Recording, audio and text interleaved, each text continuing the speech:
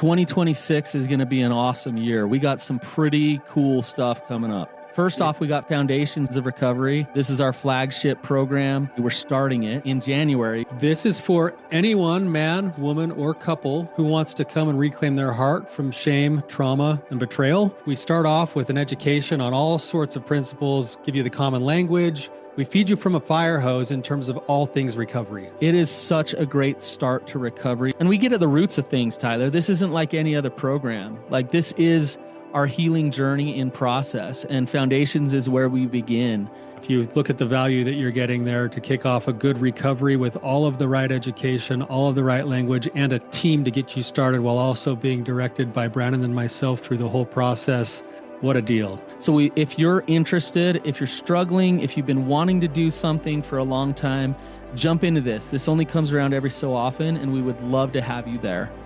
Click the link in the description to sign up for it. And to make it even sweeter, we're also including a raffle for a free pass to the Radiant Dawn retreat. Anyone who signs up for Foundations will be added to the raffle for that free Radiant Dawn pass. If you're a man and you sign up for Foundations, your name still gets entered, and you can give that pass away if you win it to any woman that you want to.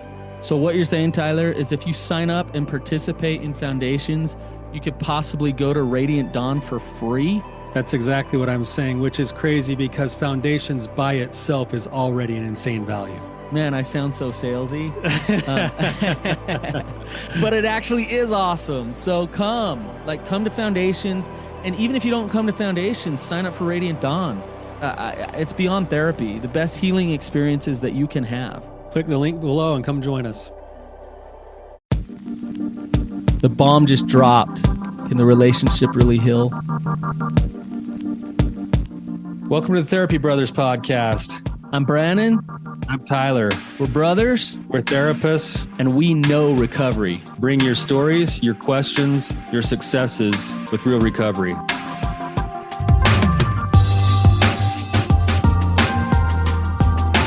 Hey, Tyler, you ready to have some hard conversations? Let's do it. Let the Therapy Brothers podcast begin. Oh, Brannon, we got a treat today.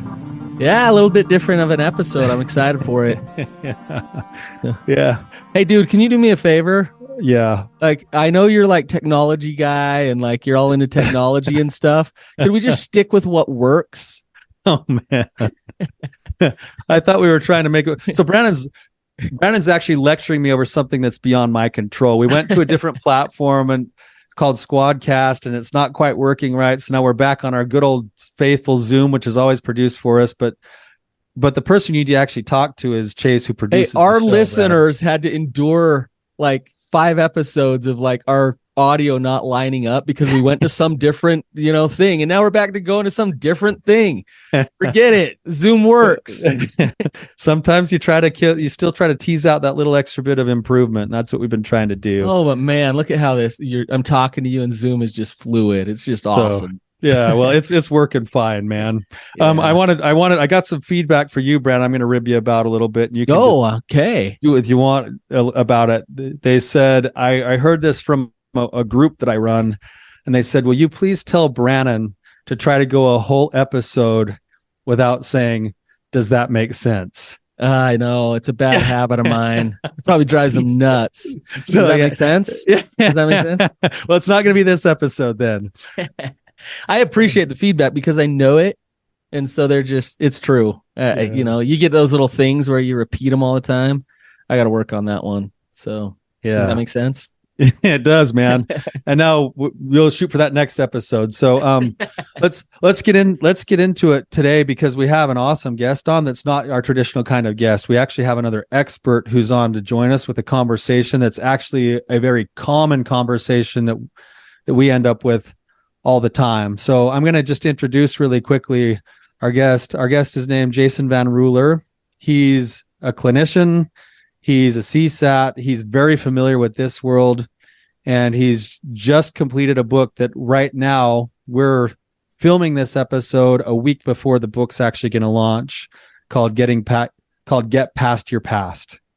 And we'll allow him to talk about it a little bit further on, but we're going to have a little discussion today about that topic in relationship to overcoming betrayal trauma and sexual addiction in relationships. So Jason, thank you for being here with us. Oh man, I'm excited. This is great. Like I said, I am in good company with you, Tyler and Brannon. And I'm a faithful Zoom guy. So this is my place. Perfect, man. You're my man. It's working. Let's not touch it. So I am just pleased to be here. And actually just to talk about kind of what matters and what people are going through. Because I think the whole issue of like, can I get past my past has everything to do with betrayal and infidelity and all those things. That's a huge part of that. Yeah, well, we're glad you're here with us today, and we're going to have a conversation over, I think, a topic that is much needed, but that has some kind of difficult points that people have a hard time navigating from time to time, and hopefully we can all end up with a little bit more clarity today with the discussion that we're going to have. So, here's go ahead, Brannon. Were you going to say something? No, I was probably going to ask the same thing you were. Go ahead, Brannon. I was just going to say this is pretty big, broad question, but Jason, if you could just start for us, kind of the recipe for a couple to actually start to move forward and be successful after betrayal. Like, what are some things that need to be there? What things need to be in place in order for this to actually work? Yeah, that is a big question. But luckily for you, I'm brilliant. So I can easily answer that. And this will be no problem. It's taken a lot of time, even as a clinician, to really get zeroed in on what works because there's so much going on. You know, I think when that bomb drops, it's really hard to find much clarity in all of that chaos. And so I think if we're not careful, we get really focused on the chaos and we don't actually get clear about what's needed. And so what's often needed is that we actually need to have the healthy relationship we should have had in the first place or that we thought we had. So we really go back to basics. And I know that that's sometimes kind of frustrating for people because it's like, okay, well, now all this has happened and now you're asking me to do something. But if we want to get to the kind of that interdependent relationship, it requires us going back to actually all the hallmarks of a healthy relationship and building from there. Kind of reminds me, like I remodeled a house and I bought this house and it had all this nasty wallpaper all over it. And so before we made it look pretty, like we sat and scraped wallpaper for a long time. We got it off the walls before we could start painting and making it look nice. And I totally agree with you. Sometimes I think couples don't understand the tear down that needs to happen in order for the build up to take place. Yeah, and it's tough because you just want to feel better. And so the prospect of now doing more work, you know, I'm sure I have done that too with wallpaper. And I know I had moments where I'm like, I'll just burn the house down. Like that's actually way easier than what I'm doing right now. And yet if you don't do it and actually see it all the way through, you're going to pay for it later. And so I think that's, if we're not careful, what happens to us sometimes. You know, I think we flipped a couple houses, my wife and I, and there was one where there was some kind of black mold on a basement wall. And my idea was just to paint over it. Mm-hmm. And I was like, if we just slap some paint on that sucker, it's going to be great. It'll look different. But wouldn't you know, I did that and it just seeped right on through because it was still there, right? Yep. The problem was still the problem. So I think even in that chaos, we kind of have to get down to like, what is the heart of it? And how do we have that healthy relationship that we thought we maybe had, or maybe have never had, but always wanted to actually deal with this? It seems that one of the challenges with that is even just to get back to the basics, there's a process that takes place that people get tripped up in all the time, right? Now you use the word chaos, and here's kind of what I see from a distance with a lot of my clients is there is chaos. Everything gets thrown into question when there's D-Day, discovery, disclosure, whatever happens. There's that broken trust. And it seems that there's a lot of information out there that's really validating in terms of, hey, you're not crazy. This is what trauma looks like. This is what your experience is. But it almost leaves people a lot of times what feels almost like half-baked, where they get into being able to be grounded and have emotional regulation tools and even understand trauma. But then there's like, you know, a lot of other platforms that even teach this stuff. They get stuck in the anger phase or the I'm an abused person phase. And then they're coming here going, but we want our marriage to get better. And the marriage has a hard time. It seems that there's a pinch point at that place where there's safety in where they've gotten to. And now there's a new level of risk with maybe what you're talking about, or the basics are, of actually having to open up to being vulnerable, or heaven forbid we use the F word of forgiveness, or other things that move in that direction. I guess I'm wondering if you run into the same kinds of things, or if there are other issues there that you would kind of categorize as, number one, things that have to happen before you even get to the basics, and then number two, what are the basics? Yeah, absolutely. If I'm, walking along with you guys and you fall into a pit, I'm going to work on handing you a ladder, not handing you a tent so you can live down there. And so I think we just have to be so careful not to make it too comfortable to live in the pit, because it's actually not the goal. And I think sometimes we miss it, and we give people validation and empathy, all of which they need, and grace. But sometimes we make it a little too easy to stay in the pit when what they really need is a ladder. And so my take on that is, each rung of the ladder is a thing, right? But really the first one is to just kind of acknowledge that we're in the pit and what that actually looks like. Because I think sometimes we don't actually have a very accurate view of what is actually happening. There's all the chaos, but we kind of need a good friend or a therapist, somebody trusted who can sit down with us and say, well, here's actually what's going on. And then what's our next move? Right. It's like therapist to therapist here. I want to talk to you because, like, at times, by the way, thank you for giving me an analogy that I will use forever. That was awesome. That's great. You're welcome. But at times, like, I've had the betrayer say, hey, you're helping plant the stakes of that tent down in that pit for her. Like, what are you doing? And I realize what I'm actually doing, because I have to start with, we got to acknowledge the pain. We need to validate this. But then you know how this goes, Jason. It's like, then I start saying, hey, step up a rung of the ladder here, and sometimes the person who's been betrayed is like, what? Like, you're telling me this is me? Like, huh? Like, how dare you? This is him. He sucks, right? And they're like hanging on to the stakes of the tent down in that pit. They're like, nah, I don't have a ladder. I have a tent. So how do you navigate that, right? This is kind of the magic question. Like, how do you help somebody step into their power, choose into their recovery? Yeah, I think when we really love somebody, we don't ask them to be small. So what I'll tell my clients is, I really care about you, and you're right. And I know you didn't ask to be thrown in the pit. Like, that's honest. That's true. It's fact. And yet it is still your decision of if you want to live there or get out. Mm-hmm. And if you want to get out, I'll walk through it with you. I'll make it as easy as I can, but I can't make you climb the ladder. And that really is the healthy relationship part, is I will invite you into a place of healing, but I can't make you. And so at the end of the day, even though you may not have asked for any of this, you might not want to do the work, you might hate it. And goodness, why wouldn't you hate it? That's kind of the option you're faced with. And so how do we live in the space of, I always tell people we have two hands, one is for grace and one is for truth. So how do we live in the space of truth, which is, this is terrible and I hate it, and giving ourselves grace to take the next step and encourage ourselves along the way. Yeah, love it. It's a great answer.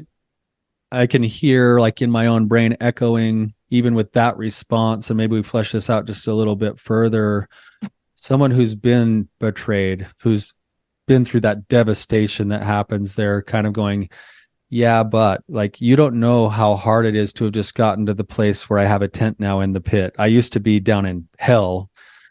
I'm okay with the pit on a certain level, but I also know I want to get better. But you don't understand. You don't understand how hard this is. You don't understand, like, my story has never actually been fully validated. Like, how do you respond to someone who's in that spot, maybe even acknowledges they're in the pit with a tent, but tells you don't understand? Yeah. So I would just say, totally. And what I tell clients all the time is, I never get it the way it is for them because it didn't happen to me. So I always want to be careful with, I don't understand. And maybe they've had a lifetime of pits with different people, right? Maybe they are just used to this. And so I get it. And still, if you want it to be different, so if you want to stay there, you can. You don't need me for that. I'm just a highly paid friend at that point. So you don't actually need me. But if you want to get out of there, then let's do that. And that means that even if that next rung is 3 inches, right? Even if we only take a 3-inch step, let's take it. Yep. Let's take it. Some people will take a foot at a time. Some will take 3 inches. Like, totally okay with me. But what are you willing to do? Yep.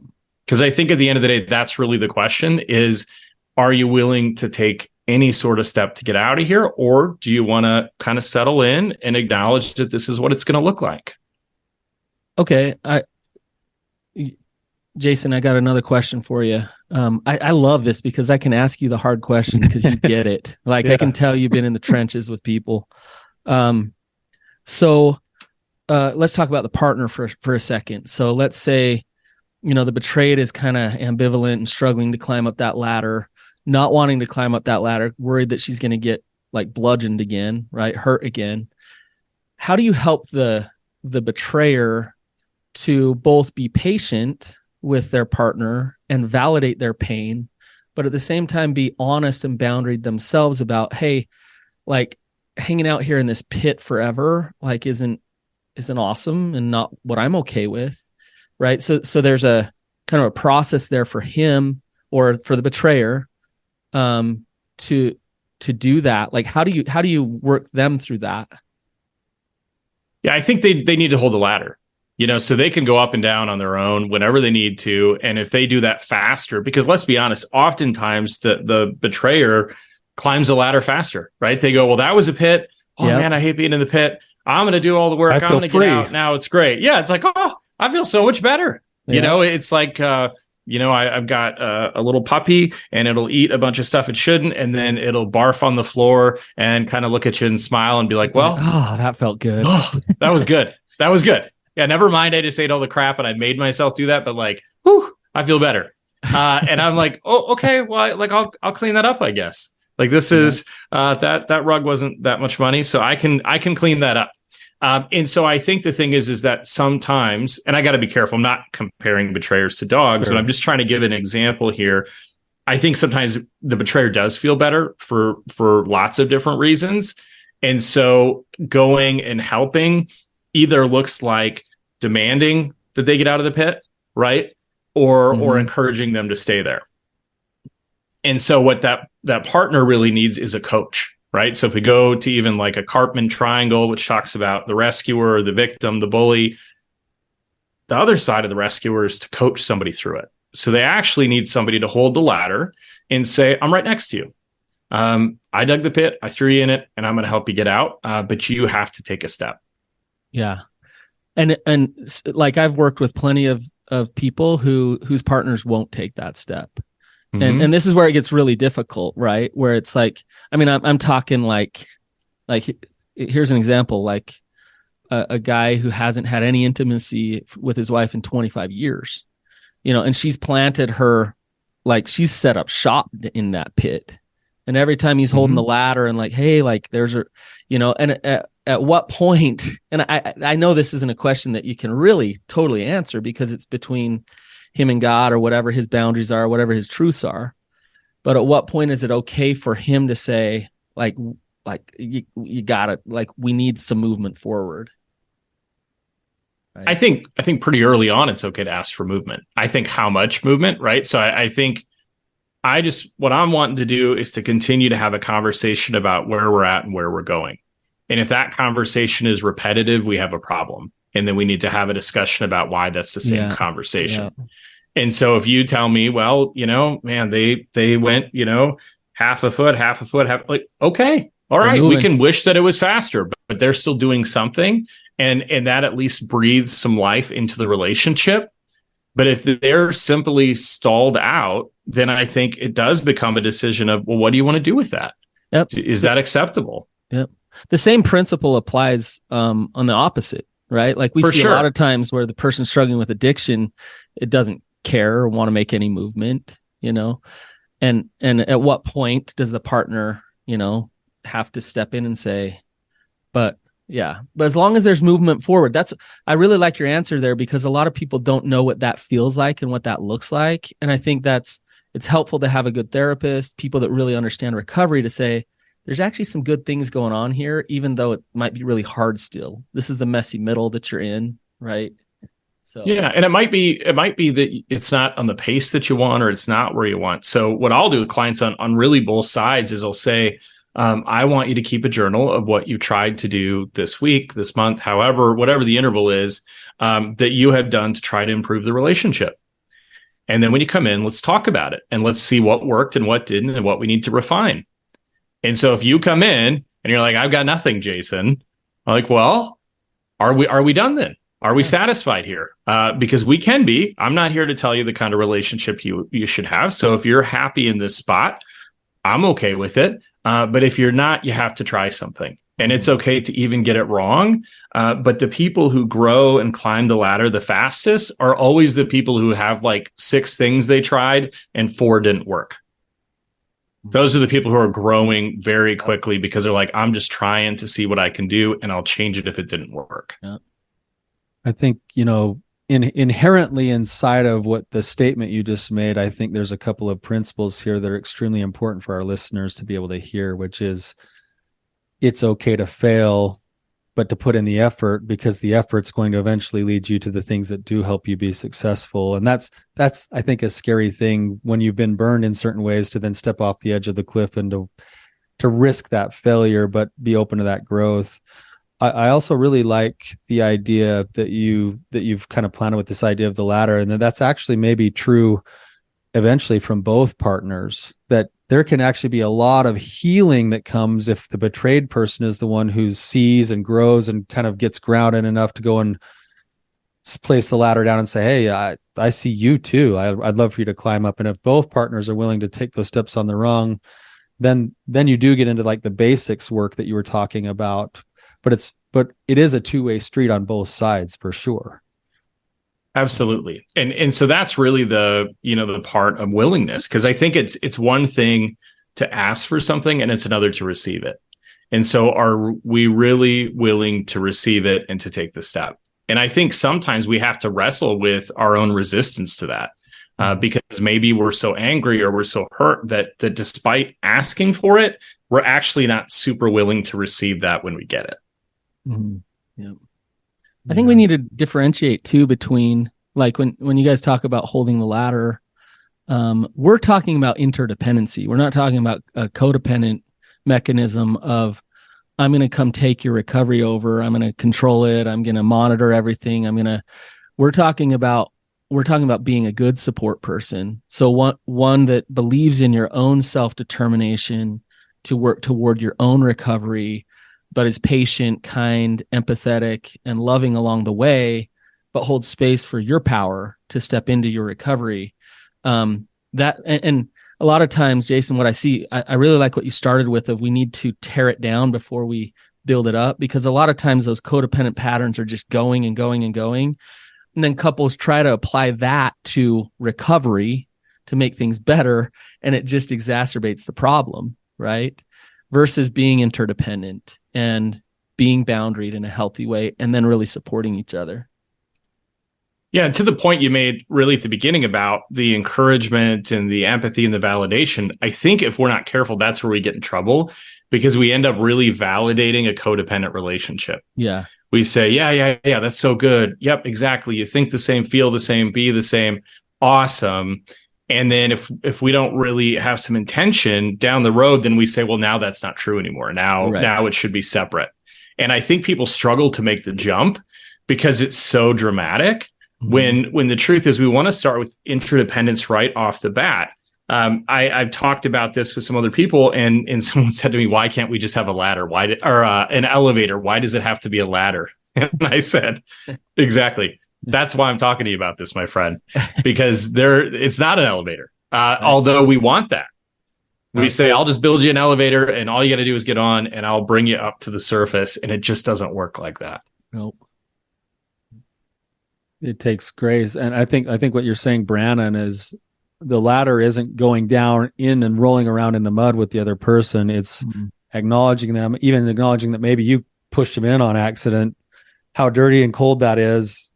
You're there with them, but at the end of the day, they have to take their own steps. And I'm thinking of just like a personal experience with this, where, Jason, my wife and I have actually been through our own recovery with this before. And my wife she'll come to this point where she says, there was a point where I didn't even want to let go of the things that were keeping me safe. Like I could hold on to anger. If I let go of anger, if I actually stepped into forgiveness, if I actually saw him as a human being, and if I actually saw his progress, I wouldn't even know who I was anymore. And so it was really scary to have to think about letting go of all of those things and having to take accountability for her own actions, that she was miserable. Even as I was starting to improve and start to work an honest recovery, she stayed miserable until she was able to have the gift of her own accountability to say, man, I need to figure out why I'm so miserable. It's not him anymore. The target's not so big anymore, and to allow room for that for each person inside the relationship, that in and of itself is interdependent. Instead of needing her to be better so that I can be okay, or her waiting for me to be perfect before she can come along. And then eventually both of us have to learn how to step back into being willing to allow grace for one another, but take some risks with each other too. And that's so hard to do because we become comfortable with where we're at, even if we shouldn't be. Yep. Because it's what we know, which is why we see people replicate patterns from childhood that they would otherwise say they hated. I know for me, I swore off everything about my childhood and then decided to just recreate it because it was comfortable, and so I think if we're not careful, we get kind of too comfortable in that space, and then it becomes home. And maybe it doesn't look like much, or it's not an especially happy place, but it's our home. And so this idea of leaving it to go to a better place seems very, very risky. I remember the first time I ever took a ferry on the ocean between 2 points, and I realized the moment that I couldn't see the shore anymore. Oh, that was scary for me. I'm a Midwestern guy, so like that doesn't happen to us. And even though the place I was going was great, it was going to be awesome. But for just a couple minutes, couldn't see either side. And I think that happens to us in recovery, where there are those couple minutes. And if we don't talk about what that feels like and how we really feel about all of that, we get lost in that and we say, I'll just go back. Yep. I'll just go back. It's too scary for me. Yep. I've worked with plenty of couples where, she so wants him to get better. She wants him to, and so he does.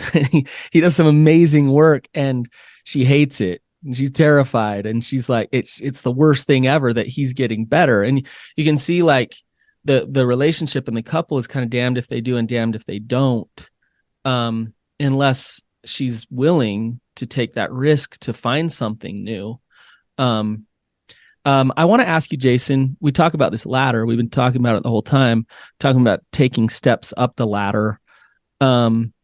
What are those things? Like when we talk about progressing in recovery, maybe having certain things in your life, for the betrayed, for the betrayer, what does that look like to just take those few first steps up?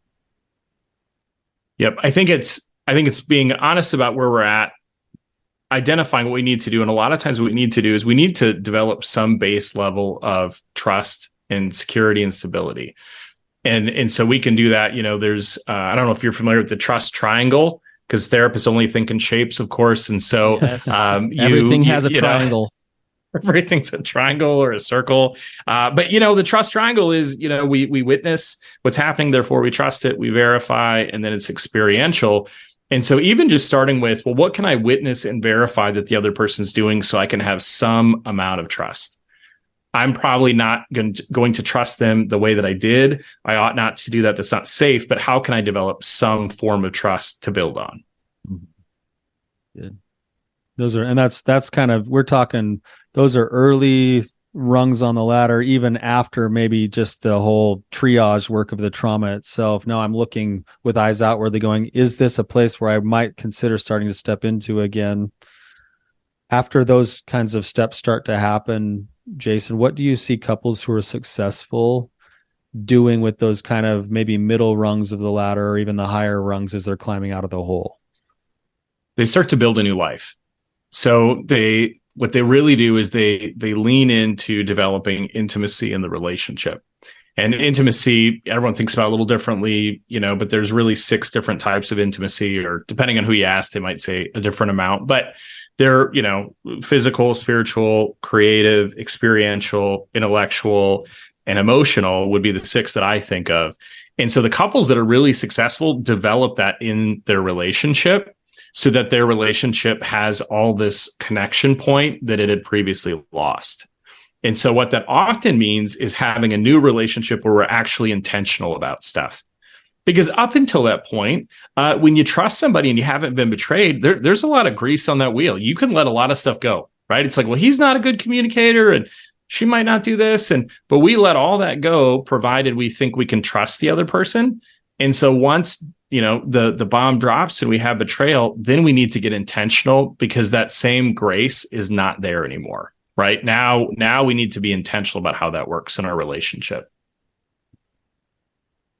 I love that. And so what I'm hearing you say is that eventually, and this is something I want our listeners to hear, and I'm putting words in your mouth, so correct me if I'm wrong, is eventually life becomes more than just the hell we've been through. Life becomes all these other elements of what you would call intimacy, where there is shared experience, where there is emotional connection other than just this thing, where there's this physical connection. Like, all of that needs to be intentionally sought out and pursued after things have been burnt to the ground, in order to actually have the kinds of relationships that every single one of us wants and deserves. Absolutely. I talk to people. It's like when someone, we love or care a lot about passes away, we go to the cemetery.